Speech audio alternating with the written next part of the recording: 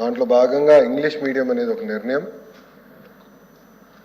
నిర్ణయానికి మేము వ్యతిరేకం కాదు, కానీ టీచర్ ట్రైనింగ్ లేకుండా ఆ నిర్ణయం తీసుకుంటే కరెక్ట్ కాదు.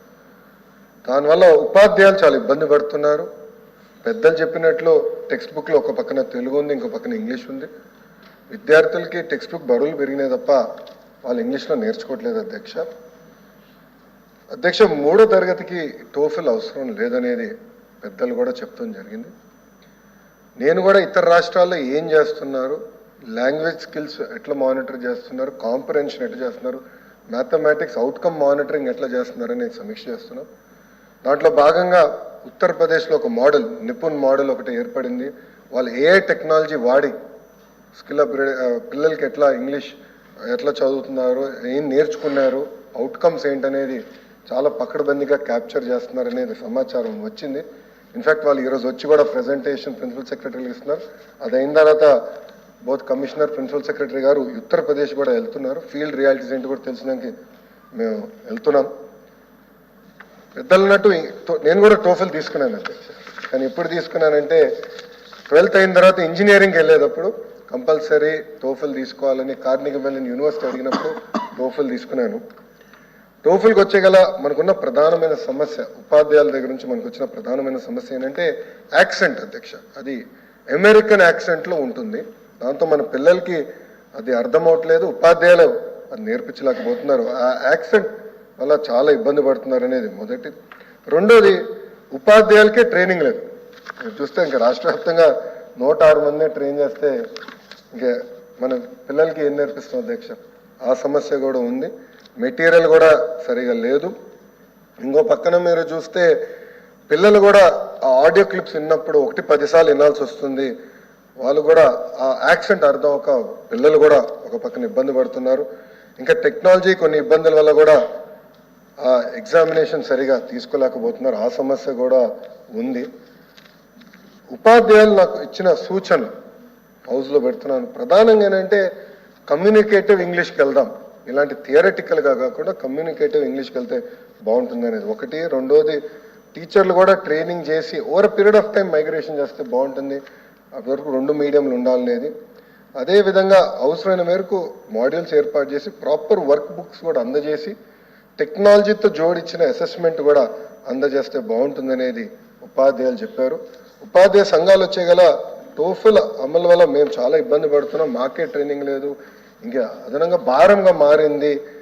దీనివల్ల మాకు క్లాస్ పీరియడ్ అడ్జస్ట్మెంట్స్లో కూడా చాలా ఇబ్బంది పడుతున్నాం అనేది కూడా మా దృష్టికి తీసుకొచ్చారు అధ్యక్ష. ఇది నేను పెద్దలు చెప్పినట్లు ఇంత ముందరనే నేను సమాధానం ఇచ్చినట్టు నేను ఇది మొత్తం సమీక్ష చేస్తున్నాను అధ్యక్ష. ఎందుకంటే ఇంగ్లీష్ మీడియం అవసరం కాదని నేను అనట్లేదు. ఈరోజు పోటీ పడాలి, ఇతర దేశాలతో మన పిల్లలు పోటీ పడాల్సిన అవసరం ఉంది. ఇంగ్లీష్ మీడియం చాలా అవసరం. అదేవిధంగా నాలాగా వాళ్ళు మళ్ళీ మాతృభాషలో మాట్లాడడానికి ఇబ్బంది పడకూడదు. అది కూడా చాలా కీలకమైంది. ఇప్పుడు కూడా నేను అప్పుడప్పుడు తడబడుతున్నా. సో మాతృభాష కూడా మర్చిపోకూడదు. మాతృభాషను కూడా కాపాడాల్సిన బాధ్యత మనందరిపైన ఉంది. అది కూడా నేను గుర్తుపెట్టుకుంటున్నాను. సో 2 బ్యాలెన్స్ చేయాల్సిన అవసరం ఉంది. ఇది మేము సమగ్రంగా రివ్యూ చేస్తున్నాం. టోఫెల్ విషయంలో నేను తొందరపాటు నిర్ణయాలను ఇప్పుడు తీసుకోవట్లేదు. సమగ్రంగా రివ్యూ చేస్తాను. గతంలో చెప్పినట్లు 100 రోజుల్లో నేను యాక్షన్ ప్లాన్ తయారు చేస్తున్నా. ఉపాధ్యాయులతో మాడతా, సంఘాలతో మాడతా, ఎమ్మెల్సీలతో మాడతా. ఎందుకంటే గతంలో నేను కూడా హౌస్ మెంబర్ని. సో నేను కూడా మీ అందరితో చర్చిస్తాను. ఓపెన్గా మీ ఫీడ్బ్యాక్ తీసుకున్న తర్వాత ఎలా ముందరికెళ్ళనేది నేను నిర్ణయం తీసుకుంటాను. కానీ పెద్దలు అన్నట్టు హరిప్రసాద్ గారు ఇప్పుడే చెప్పారు, ఇదేదో ఒక సంస్థకి ఇచ్చేశారు, ఆ సంస్థ ద్వారా నడిపిస్తున్నారు, దాంట్లో డబ్బులు బాగా ఖర్చు అవుతుందని కూడా చెప్తాం జరిగింది అధ్యక్ష. ఇప్పుడు టెక్నాలజీ వచ్చింది, ఏఐ టెక్నాలజీ వచ్చింది, లేటెస్ట్ యాప్స్ చౌకగా తయారు చేసిన అవకాశం ఈరోజు ఆ టెక్నాలజీ ద్వారా మనకు ఉంది. తప్పనిసరిగా నేటివ్ టెక్నాలజీ వాడతాం, యాప్స్ క్రియేట్ చేస్తాం. మనకు కావాల్సిన language skills, communicative English skills ఎట్లా చేయాలి దానిపైన ఆల్రెడీ మేము రివ్యూ చేస్తున్నాం. ఇన్ఫ్యాక్ట్ ఈరోజు 2ంటికి ఆ ఏజెన్సీ అంటే నాన్ ప్రాఫిట్ ఆర్గనైజేషన్ 2ంటికి వస్తున్నారు అధికారులు కలిసిదానికి, ప్రెజెంటేషన్ చేసేదానికి. వాళ్ళతో నేను ఆల్మోస్ట్ 3 గంటలు కూర్చున్న గతంలో రివ్యూ చేశాను యూపీ మోడల్. తప్పనిసరిగా అది సమీక్ష చేస్తాం, వివరాలని హౌస్లో పెడతాం. మీరు ఫీడ్బ్యాక్ ఇవ్వండి యాక్షన్ ప్లాన్ పైన, తప్పనిసరిగా దాని ద్వారా నిర్ణయం తీసుకుంటాం. కానీ నేను ముఖ్యమంత్రి గారు కూడా చాలా స్పష్టంగా చెప్పారు, గత ప్రభుత్వం లాగా ఒక ప్రభుత్వం తీసుకున్న నిర్ణయాలు ఆవేశంగా మీరు రివర్స్ టెండరింగ్ పేరుతో రివర్స్ గేర్ వేయొద్దండి, ఇవాల్యుయేట్ చేయండి, ఏ నిర్ణయమైనా ఇవాల్యుయేట్ చేయండి అని చెప్పారు. ఇప్పుడే పెద్దలు నిమ్మల రామానాయుడు గారు చెప్పారు, పోలవరం ప్రాజెక్ట్ రివర్స్ టెండరింగ్ పేరుతో వేల కోట్ల రూపాయలు నష్టం అయింది జరిగింది. అలా జరగకూడదు. సేమ్ థింగ్ విద్యా వ్యవస్థలో కూడా తీసుకున్న నిర్ణయాలని రివ్యూ చేస్తాం. మంచి నిర్ణయాలు ఉంటే అమలు చేసేదానికి ముఖ్యమంత్రి గారు ఆదేశాలు జారీ చేశారు. సో మీరు మెరిట్ మీద ఇవాల్యుయేట్ చేయండి, దాని తర్వాత నిర్ణయం తీసుకుని చెప్పారు. ఇప్పుడే 7 వస్తే కరెక్ట్గా నెల అయింది, కొంచెం టైం పడుతుంది. పెద్ద శాఖ KG to PG skill development కూడా నా కిందనే ఉంది.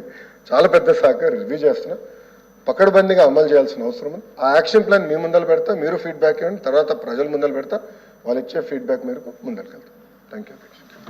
Tea break for 15 minutes.